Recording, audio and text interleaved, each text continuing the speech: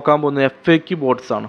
FAQ boards എന്ന് പറയുന്നത് നമുക്ക് അതായത് ഫ്രീക്വൻ്റ് വരുന്ന ക്വസ്റ്റ്യൻസിന് ആൻസർ കൊടുക്കുന്ന രീതിയാണ്. ഒറ്റ രീതിയിൽ ആൻസർ ആയിരിക്കും കൊടുക്കുക, ബോട്ടായിട്ടായിരിക്കില്ല, ബോട്ടിൽ അടുത്ത് വരുന്നതാണ്.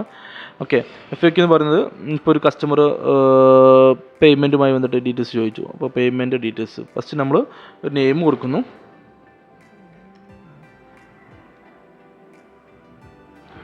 നെയിം കൊടുത്തതിന് ശേഷം നമ്മൾ കസ്റ്റമർ എന്താണ് മെസ്സേജ് ടൈപ്പ് ചെയ്യാൻ പോകുന്നത് ആ ടൈപ്പിൻ്റെ നമ്മൾ പേര് നമ്മൾ എന്ത് ചെയ്യുന്നു, എന്താണ് നമ്മൾ ടൈപ്പ് ചെയ്യുന്നത് അത് നമ്മൾ ടൈപ്പ് ചെയ്യുന്നു. പേയ്മെൻറ്റ് ഡീറ്റെയിൽസും ചില കസ്റ്റമേഴ്സ് ടൈപ്പ് ചെയ്യും. നമുക്ക് ആഡ് അടിക്കുന്നു. അല്ലെങ്കിൽ ജി പേ ടൈപ്പ് ചെയ്ത് കഴിഞ്ഞാൽ പേയ്മെൻറ്റ് ഡീറ്റെയിൽസ് പോകണം. ബാങ്ക് ഡീറ്റെയിൽസ്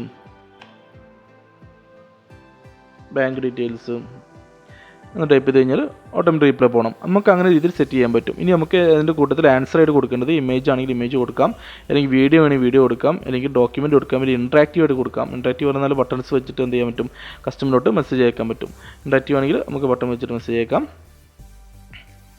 ഓക്കെ,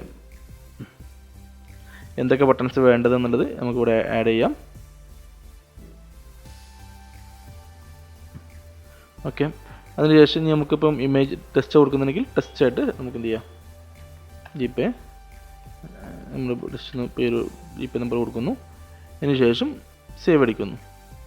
ഇപ്പോൾ ഒരു കസ്റ്റമർ GPay അല്ലെങ്കിൽ പേയ്മെൻറ്റ് ഡീറ്റെയിൽസ് എന്ത് ടൈപ്പ് ചെയ്ത് കഴിഞ്ഞാൽ ഓട്ടോമാറ്റിക്കായിട്ട് ഈ കൂടെ കൊടുത്ത് എന്താണോ അത് റീപ്ലൈ ഓട്ടോമാറ്റിക്കായിട്ട് പോകുന്നതാണ്. അങ്ങനെ നമുക്ക് എത്ര FAQ ബോട്ട്സ് നിങ്ങളുടെ ബിസിനസ്സിനനുസരിച്ച് എന്ത് വേണമെങ്കിലും നമുക്ക് എന്ത് ചെയ്യാൻ പറ്റും, സെറ്റ് ചെയ്യാൻ പറ്റും. അത് പെട്ടെന്ന് തന്നെ റീപ്ലൈ കൊടുക്കുന്നതുകൊണ്ട് കസ്റ്റമർക്ക് ഡിലേ വരില്ല. എല്ലാ ഡീറ്റെയിൽസും നമുക്ക് എന്ത് ചെയ്യാം ഓൺ ദ സ്പോട്ട് തന്നെ റീപ്ലൈ കൊടുക്കാൻ പറ്റുന്ന രീതിയിലാണ് FAQ ക്വസ്റ്റ്യൻസിനെ സെറ്റ് ചെയ്തിട്ടുള്ളത്. ഓക്കെ.